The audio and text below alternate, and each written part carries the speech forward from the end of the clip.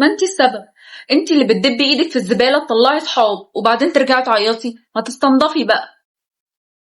شوبك وتعالي اسمع. البت من دول تبقى قمة الذوق والأخلاق والشطارة والحلاوة، وتلاقيها حرام وقعت وقعة مهببة.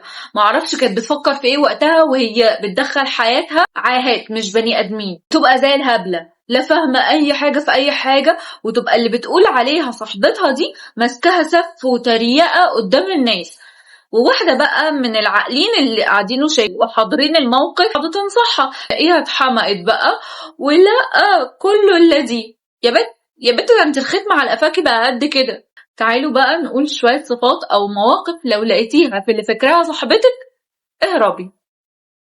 اول ريد فلاج معانا، وبالنسبة لي الصفة دي في الصدارة، هي البنت اللي دايما بتحكيلك عن حياتها المليئة بالصراعات والصعوبات، وان يا حرام الدنيا بتطفي السجاير في وشها، وتكتشفي بقى بالصدفة ان اصلا هي عايشة احلى عيشة. او اللي تحسي معاها بانك داخلة مسابقة مين عنده مصايب اكتر، من كتر ما هي بتعلي عليكي في احزانك ومشاكلك. دي مش صاحبة ولا بني ادمة اصلا، عشان احنا هنا مش في مزاد. هو صاحب ليه ايه عند صاحبه غير ان احنا بنسمع بعض وبننصح بعض. فاجي بقى انا احكي لك حاجه حصلت معايا او موقف مزعلني، او مثلا ظروفي اللي بمر بيها الفتره دي، فتعلي عليا فتحكي لي الظروف الاسوأ، وغالبا انت بتكوني بتخترعيها اصلا من دماغك وبتألفيها عشان ما بصلكيش في عيشتك. فلا، انت مريضه نفسيا ومحتاجه تتعالجي. لا بجد بتبقى الناس دي مريضة نفسيا ومحتاجة تتعالج. تاني صفة بقى البنت اللي بتتريق على أي حاجة، شكلك، لبسك، أسلوبك، طريقتك، أيا كان بقى. لا، سواء السف والتريقة دي بتكون ما بين بعض أو وسط الناس، وفي الآخر تقولك إيه ده؟ انتي زعلتي؟ ده أنا كنت بهزر، ما تبقيش قفوشة كده. انتي اللي مهزقة. المفروض كنت قمتي جبتيها من شعرها، ولما تزعل بس يقولي لها ايه ده؟ انتي زعلتي؟ انا كنت بهزر، ما تبقيش قفوشة كده. يا جماعة أنا ضد المد الإيد وضد الضرب بكل أنواعه، بس بجد الأشكال اللي زي دول ما بينفعش معاهم غير كده. مرمطوا بكرامتهم الأرض، هيخافوا منكم وهيحترموكم. تالت نوع بقى أو تالت صفة البنت اللي بتعاملك معاملة اسطوانة الغاز اللي استجن. أديكي متلقح لغاية ما الأساسية تبدأ، وأول ما ينشغلوا عنها تيجي تتمسكن بقى وتتصعبن عليكي عشان تسلي وقت فراغها، أو ما بتظهرش غير وقت المصالح. البنت اللي بتحكي حياتك وأي سر من أسرارك قدام الناس بحجة إنهم أصحابنا برضو ولازم يعرف. والله ما أنا لو عايزاهم يعرفوا هقول لهم، ولا حضرتك معاكي توكيل من لساني. فقع مرارة أنا مش قادرة له. عشان كده أنا ماليش صحاب. البنت بقى اللي بتشربك السم على أساس إنه عسل، وانت زي الجاموسة بتشربي وخلاص، وتبقي فاكرة إنها بتمدح فيكي. زي إنها تيجي مثلا وسط ناس لسه متعرفين مثلا عليهم جديد وقاعدين مع بعض وتقولي الله شكلك حلو قوي في الدرس ده، مداري كرشك أو مداري وزنك، وانتي عشان هبلة ومختومة على قفاكي بتفرحي تردي بكل سذاجة تقولي لها ايه ده بجد، خلاص هلبسه على طول، وتفرحي قوي انها بتشكر فيكي. دي بتهينك يا جاموسة. البنت بقى اللي عمرها ما كانت سبورت ليكي في اي حاجة، بالعكس دي بتحبطك وبتقلل من اي خطوة انت عاوزة تعمليها، ومش بس كده بتداري عنك اي نجاح او اي خطوة هي بتاخدها عشان بتبقى عايزة توقعك عشان توصل هي قبلك. زي انها مثلا بتوهمك انها ما بتذاكرش، تيجي تسأليها مثلا عن جزئية انت متأكدة ان هي حضرتها وفهمتها، تقولك لا لا لا دي صعبة جدا انا مش هذاكرها، وتتفاجئ اخر السنة انها مرتبة على الدفعة وانت زي الهبلة. وللعلم انا الهبلة. الصفة اللي مش عارفة الكام البنت اللي ما بتلاقيش منها اي تفاعل على اي ستوري او بوست ليكي بتنزلي.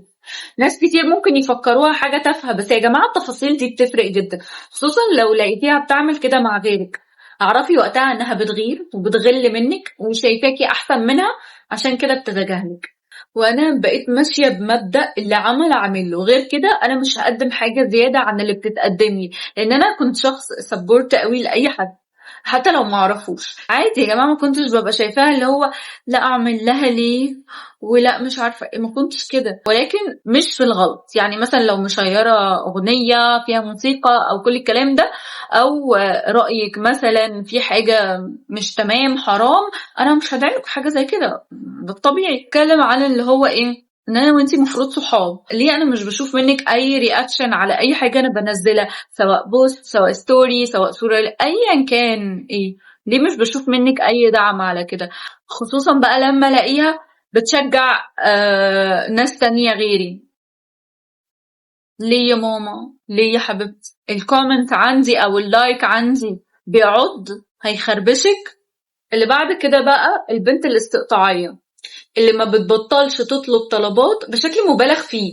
لا، ده ممكن يوصل الموضوع انها تاخد منك الحاجة، يا تبوظها يا تنام عليها وتقولك ضاعت مني. والمشكلة بقى ان البجاحة عندهم بتبقى في ليفل الوحش. اسبوعين وتلاقيها لابساها وتقولك بصي اشتريت زيها، والله نفس اللون ونفس المقاس ونفس النتشة اللي كانت في البلوزة بتاعتي. صوتها غريبة جدا. او مثلا، او لو انت بقى بنوته وعندك بزنس خاص، مش هتبطل تعمل اوردرز منك وتاخد منك حاجات، وتقولك هدفعلك ما تديكيش حاجه. تيجي بقى مثلا عشان عارفه انك هبله وما تعرفيش تقولي لا، تيجي بقى عندك وتبص، الله حلوه قوي المج ده، هو بكام؟ فتقولي لها السعر، تقولك يا خساره مش معايا تمنه ومش هعرف احوش له، كان نفسي يكون عندي. وانت زي الهبله تقول لها اتفضلي من غير فلوس.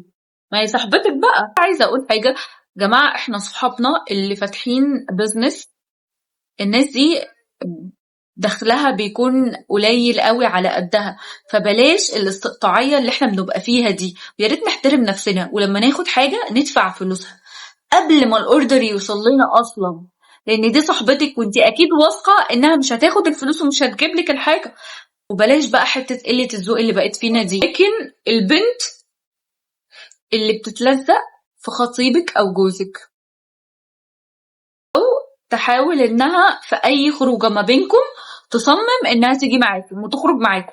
انا مش عارفه ليه، يعني انا مش عارفه حضرتك نازله على التومين ولا ايه. بقى لو ليفل القذاره، خلينا نقول القذاره عاليه عندها شويتين، هتحاول توقع ما بينكم بعد كده، وتحاول انها تدخل تكلمه وتاخده منك لو هو يعني رجل سهل المنال.